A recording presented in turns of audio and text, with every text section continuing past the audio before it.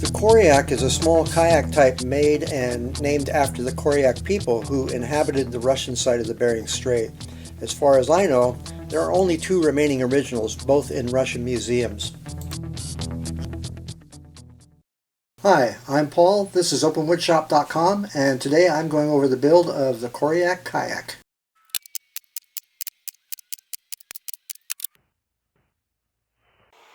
While you watch me getting started, here's a quick primer on skin-on-frame boats. All around the world, the various inhabitants, mostly above the Arctic Circle, made their boats using very sparse resources, usually from small trees or driftwood and even bone, and covered with skins, often seal or walrus. And whereas the frames might last for several seasons, the skins would only last for about one season, if that. Below the Arctic Circle in warmer climates, other materials had to be used to build boats with, since the skins would deteriorate too fast to be of much use. Western explorers were fascinated by them, and some people would make drawings of them or take them back home on the ship, and some of these boats are still in existence in museums today. There are people who have studied these boats and drawings and published line drawings and related information about them. And then there are people like me who get a hold of this information and build a few of them. If you go to my website, openwoodshop.com, or sister website, paddleandoar.com, there are pictures of the boats that I built. Mostly they are full-size skin-on-frame replica interpretations of ancient Indian canoes and kayaks. These are real boats, skinned in nylon, and meant to be used just like any other boat. There are links below. The boat I'm building now is another full-size ancient replica, but the frame will be for display in a condo in Victoria, British Columbia. Okay, so that's a brief history of skin-on-frame boats in general. You've been watching as I steam bend the keel and shape the keel and the gunwales. I'm making these from cedar, as were the originals, but the original boats were probably made from something like green branches, which would have been bent easily. The cedar I'm getting from the store is not quite so flexible, so I'm bending and then laminating two pieces together.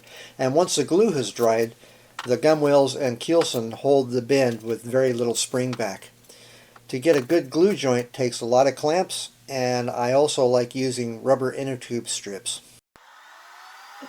6 mortises are made in each gunwale, and then tenons are marked off and cut on the ends of the 6 deck beams. At a length of 8 feet, the Koryak is about half the length of most of the boats that I've made, and that means about half of the deck beams are needed and half of the lashings, so this boat goes together fairly fast.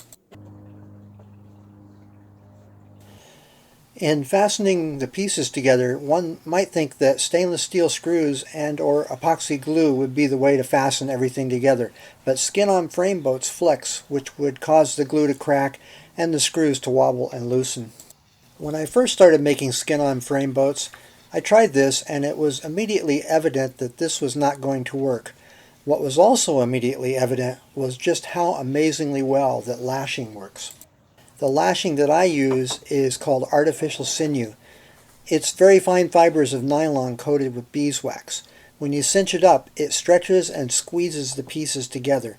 The lashing that I'm doing here is a slight variation from what the Koryak line drawings had. It's the way I've been accustomed to doing it over the years, and it works really well. Hey. Once the deck beams are lashed into place, it becomes possible to mate the ends of the gunwales together and lash them up. By repeatedly saw kerfing down between the two gunwale ends, you can make a perfect match. And this may seem like a lot of work, but it doesn't take long, and you're able to control your cuts easily so that you take the proper amount off of each side.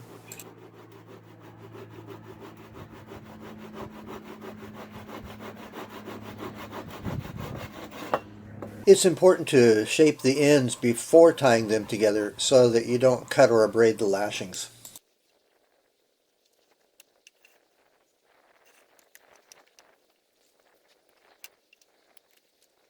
Fitting the keelson to the gunwales is next, and you can see how I cleverly made a hook at the end of the gunwales to nest the keelson into, which turned out to be not so clever since, because of the direction of the grain, it chipped right off. Grooves are cut and lashings are fit into those grooves. This helps protect the skin from wear and also makes the outside of the hull smoother for easier paddling.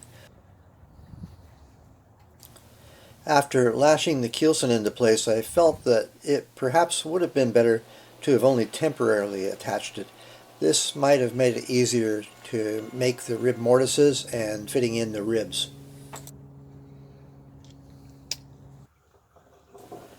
24 ribs with lashings at both ends means 48 more lashings to do.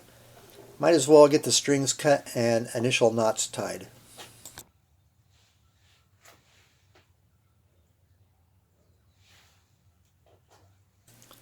The mortises were measured, drilled with a 1/2-inch Forstner bit, and chiseled out. Ribs are measured, fitted, drilled, and lashed. And just like that, it looks like a boat.